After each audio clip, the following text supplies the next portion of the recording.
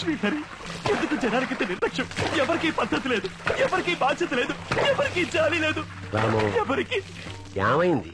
ఎవరు సక్రమంగా rules follow అవటం లేదు. మొదలు పెట్టావా? జన రోడ్ల కాంట్రించి ఉమ్మేయటం, ట్రాఫిక్ రూల్స్ ని మీరటం, పనికిరాని కేబుల్స్ తయారు చేసి అమ్మటం. బస్సులో పెడితే ఆడవాళ్ళకి మర్యాద లేదమ్మా. అన్యాయంగా ఇంటెంతలో వసూలు చేస్తున్నారు. కంటి ముందు ఒకరు గాయాలతో పడుంటే పేడ పురుగుల కార్లు పోతున్నాయి. ఒక్కరు ఆగలేదే. ఒక్కరు ఆగారు, వారు కూడా సీటుకి రక్తం అంటుకుంటుందని వెళ్ళిపోయారు. కాపాడుండొచ్చు. ఒక్క అరగంట ముందుగా హాస్పిటల్కి వెళ్ళింటే చచ్చిపోయారు. పాపిష్టి వాళ్ళు, వీళ్ళు నరకానికి వెళ్తారు. తెల్లారింట్లోంచి వెళ్ళి రాత్రి తిరిగి వచ్చే వరకు అది తప్పు మీద తప్పులే. రామం, నువ్వు ఒక్కడివి ఈ లోకాన్నేవి మార్చలేవురా. లోకంతో కలిసి బతకడం నేర్చుకో. మార్చలేకపోవచ్చు, కన్నీరు వదలొచ్చుగా. కోరంత కరుణకి ఆశపడ్డాం తప్ప చెప్పండి. వీళ్ళని శిక్షించకుండా ఆ భగవంతుని ఎందుకు నన్ను క్షమిస్తున్నాడు? ఏం చేయమంటావ్? చంద్రుడు చండాలుడింట్లోనూ ప్రకాశిస్తాడు అని అంటారు. అందరికీ ఏదో రాసిపెట్టే ఉంటాడు. కలి ముదిరిపోయింది. ఈ యుగంలోనే వాళ్ళని దండించాలి, దండిస్తాడు. నాకు అలా అనిపించట్లేదమ్మా. నువ్వు చిరుబురులాడకు, తర్వాత తలనొప్పి వస్తుంది. సుసి, వీడికి వేడివేడి కాఫీ పెట్టివు. మాత్ర వేసుకుని భగవద్ధ్యానం చేసుకుంటూ పడుకో. Good night.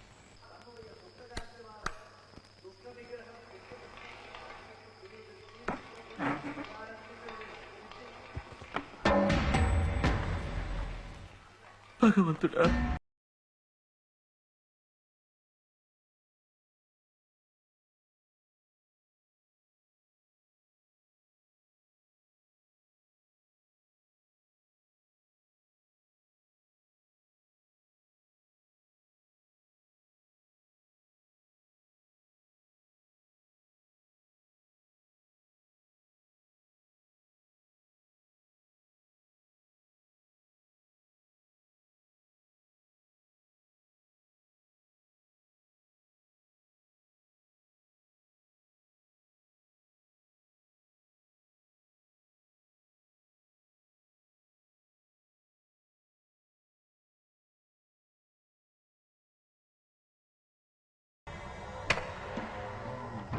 యమపురికి వెళ్లే దారిలో వైతరణి నది ఒడ్డున ఎదురు చూసే వాళ్ల చివరి శరణాలయం ఈ వలయం.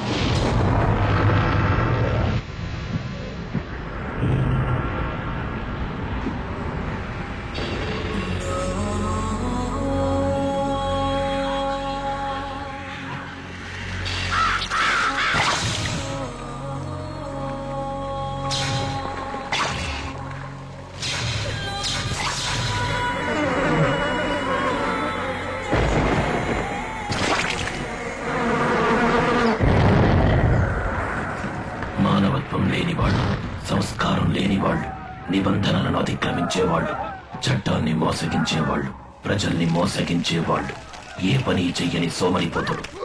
వీళ్ళెవ్వరూ అపరిచితుడి దృష్టి నుండి తప్పించుకోలేరు. నీ సమస్య ఎటువంటిదైనా అపరిచితుడికి చెప్పు. లోకంలో ఎవరికీ కరుణ లేదు. అన్ని హద్దులు మీరి ప్రవర్తిస్తున్నారు. ఉదాహరణ? ఒక రోజుకి 6 ఉదాహరణలు. ఏంటవి? బండి ఆపకుండా వెళ్లటం వల్ల ఒక వ్యక్తి మరణం,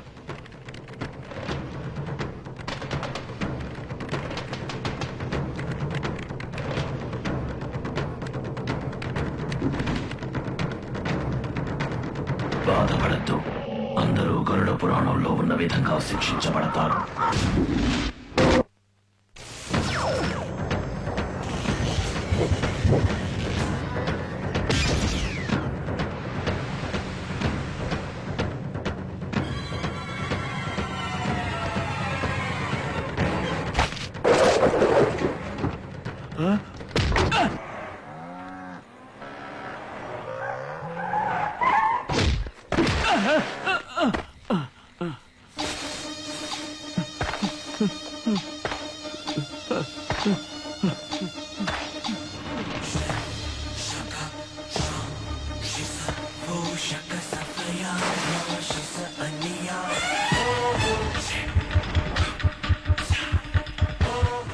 ఎవరండి మీరు? నన్ను ఇక్కడికి ఎందుకు తీసుకొచ్చారు? ఎందుకులా కారాపలేదు? కారా ఎప్పుడండి? నిన్న సాయంత్రం ఒక పెద్ద ఆయన గాయాలతో పడున్నారే, గుర్తులేదా? అవునండి, గాంధీనగర్ సిగ్నల్ దగ్గర. ఎందుకు ఆపలేదు? అర్జెంట్ పనుండి టిఫిన్ కూడా తినలేదు. ఇదే మీ అమ్మో నాన్నో ఫ్రెండో అయితే ఆపకుండా వెళ్లేవాడివా? తప్పకుండా ఆపేవాడిని. ఏం రా అంత శ్రద్ధ ఇంకో మనిషి మీద కలగలేదు? ఇదొక పెద్ద తప్ప. తప్పేరా ఘోర పంది. నీ నిర్లక్ష్యం వల్ల ఒక నిండు ప్రాణం పోయింది. ఏమండి, కారు ఆపాలి అని చట్టమేం లేదు కదా. ఓ, చట్టం చేస్తేనే మీకు జాలి అవి కలుగుతాయా? అందుకేనా ఎవరు చేస్తే మాకేమన్నట్టున్నారు? నా చట్టంలో వీటన్నిటికీ దండన ఉంది, మరణ దండన.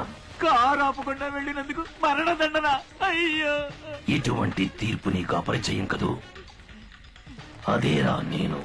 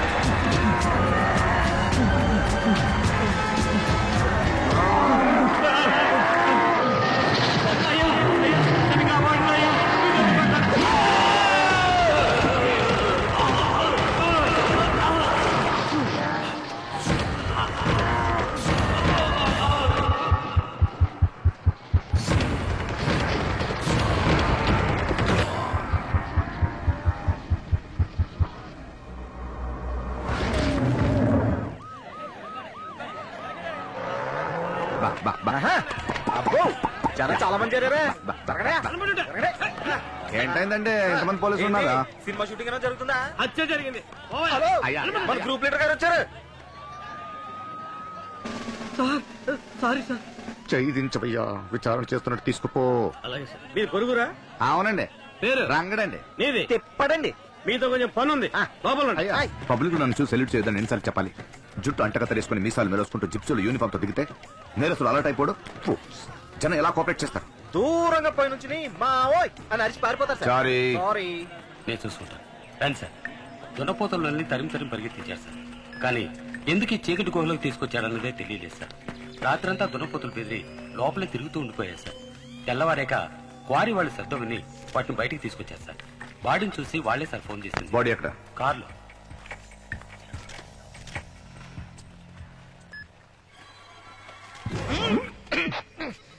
ఇదేంటి సార్ మటన్ కెమెరా చేసి పెట్టాడు? నా సర్వీస్ లో ఇటువంటి హత్యని ఇప్పటిదాకా చూడలేదు సార్.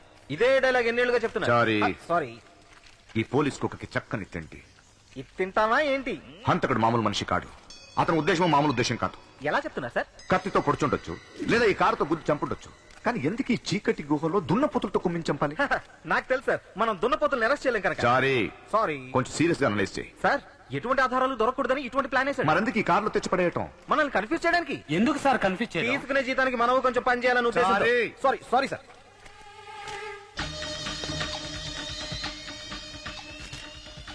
వీడు కొంచెం డేంజరస్ ఫెలో, త్వరగా పట్టుకోవాలి, లేదా ఇది ఇలాగే కొనసాగుతుంది. చూడరంగా ఆ? ఎప్పుడు పిలిచినా స్టేషన్ రావాలి ఏంటి? అట్టగే సార్. ఇది అప్పుడు ఆయ్. నువ్వు కూడా ఆయ్. సారీ, అకూం పథం అంటే ఏమై ఉంటుంది? పరమపదం గురించి విన్నాను, జానపదం గురించి విన్నాను, ఇంకా బాదం పిస్తా బాదం హల్వా గురించి విన్నాను. ఇదేంటండి అకుంపదం? ఒకవేళ సేటుది మిఠాయి కొట్టేమో. తిండి గురించి ఆలోచించు, అది తెలుగు భాషలా లేదే. అయితే ఇది ఖచ్చితంగా ఏదో తెలుగు సినిమా పాట ఓపెనింగ్ లైన్ అయి ఉంటుంది. అకుంపదం ఆత్మీయులం శృతిలయలం. సారీ. సారీ. నాకేదో జంబల్లా అనిపిస్తుంది. జంబులా? జంబులంటే? అకూం పథం 06 అక్షరాలు. 6 అక్షరాల పర్మిషన్ ప్రకారం కలిపితే 6 × 5 × 4 × 3 × 2 × 1 720 అవుతుంది. అకుం పతం అకుపంత అపకుంతం కూంప అత కథ అకుం పకుం అంత కొంప అత అత పకూపం కుపకుందం పూంద అప కూంత అప అకుపాంత పంత అకుం ఆప పంత అకుం. పిండే సార్ బాస్. ఇది ఒట్టి హత్య కాదు చారి, ఇట్స్ స్టేట్మెంట్. తన లోకానికి ఏదో చెప్పాలనుకుంటున్నాడు.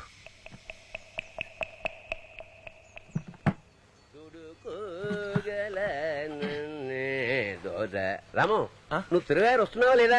మన వాళ్ళందరూ వస్తున్నారు. లేదు నాన్న, ఆ కేబుల్ వైర్ ఫ్యాక్టరీ కేసు విషయంలో గ్రౌండ్ వర్క్ చేయాల్సిన పని ఉంది. ఏదో రా కొడుకు రామా అచ్చిచ్చో, ఏముందిరా లోపల?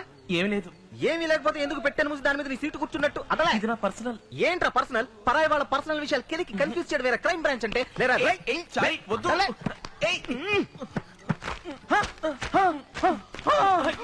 నందిని ఎండిన రోజా, నెమ్మలి ఈక, హుక్కు క్లిప్పు, రబ్బర్ బ్యాండ్, అందులో ఇరుక్కున్న జుట్టు, హెయిర్ పిన్లు, నామాల కింద గిఫ్ట్ అండ్ నావల్టీసా? చారీ వద్దు. ఉండరా ఉండు, ఇంకా ఏమున్నాయో చూస్తాను. పెట్టిలో పోస్ట్ ఆఫీస్ పెట్టేసేవే. అరే ఇవన్నీ ఆ చిన్నదానికేగా. డియర్ నందిని, ప్రియమైన నందిని, దీపావళి శుభాకాంక్షలు, సంక్రాంతి శుభాకాంక్షలు, new year greetings, birthday greetings. 2003, 2000, 97 కూడా ఉంది. అన్ని కొని ఏది ఆ అమ్మాయికి ఇవ్వలేదా? సోదరుడిగా స్నేహితుడిగా ఇస్తే తప్పులేదు, ప్రేమను గుండెలో దాచుకుని ఇస్తే తప్పు కదా. అలాంటప్పుడు ఇవన్నీ ఎందుకు కొని దాచుకున్నా?